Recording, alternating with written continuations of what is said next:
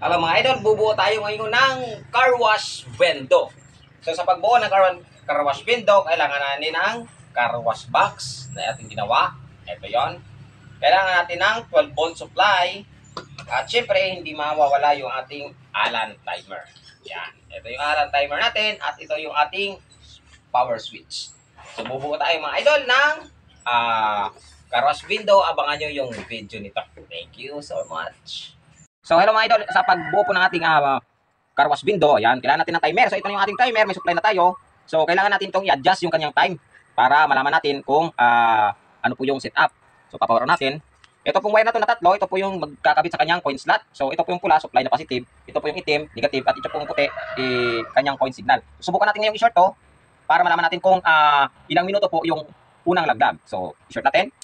Yan, so 1 minute po yung unang laglag mga idol. So gagawin po natin siyang 3 minutes. Para po paglaglag ng 5 piso, 3 minutes po yung kanyang pagta-time. So, papatayin muna natin.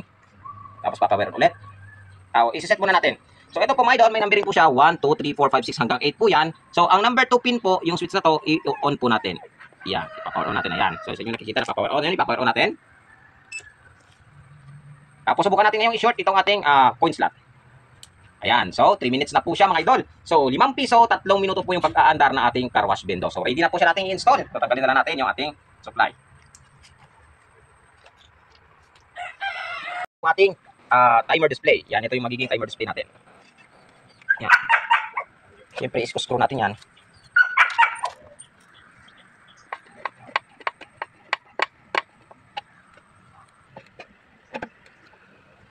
Kasunod itong ating timer switch. Lalagyan natin sa loob. Lalagyan natin ng tinutol kong ballpen para magiging spacer. Dito natin ilalagay. Siyempre, kailangan din natin ng screw.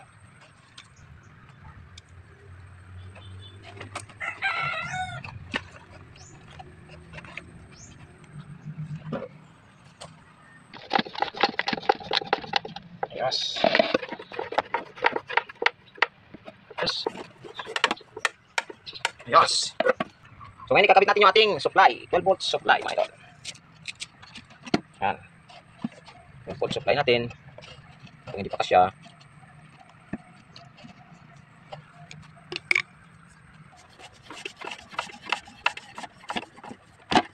Yan.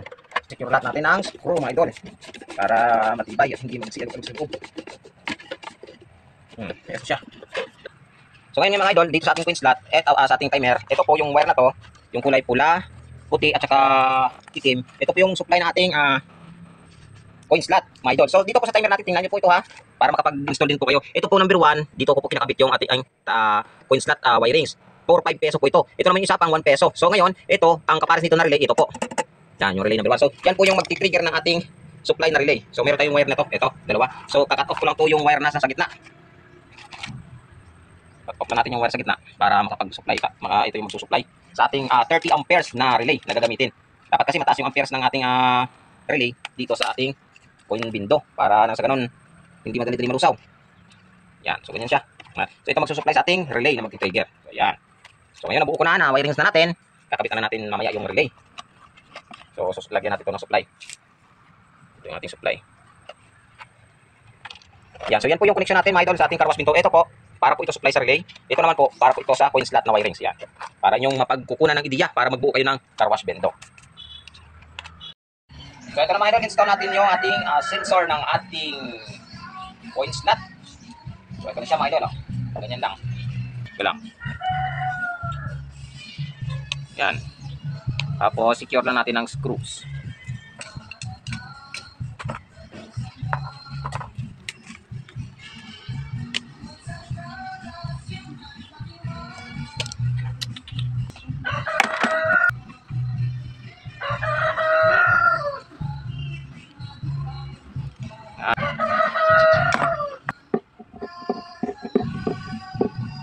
Install natin ito yung isang kanyang sensor. Dito yan nakalagay sa butas na to. Yan. Idiin mo lang ng mabuti yan para mag-lock.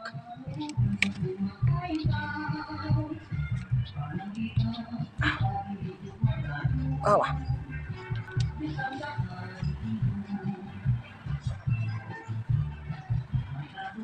Yan na. So, install na natin yung ating sensor.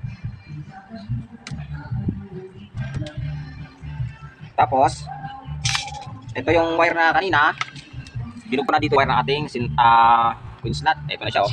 Balikan niya na siya, oh. Yan. Yan, so install na. So, ngayon kakabit na natin mga idol yung ating queen slot dito sa ating bendo. Yan. So, ganyan na siya.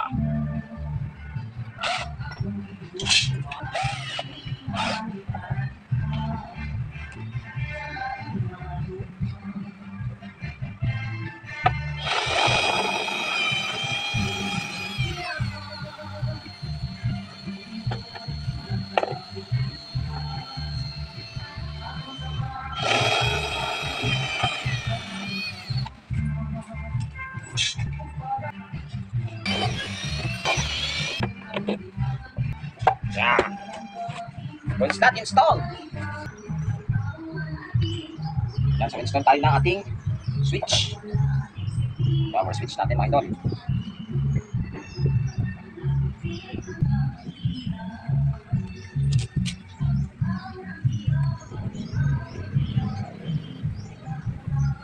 Tara.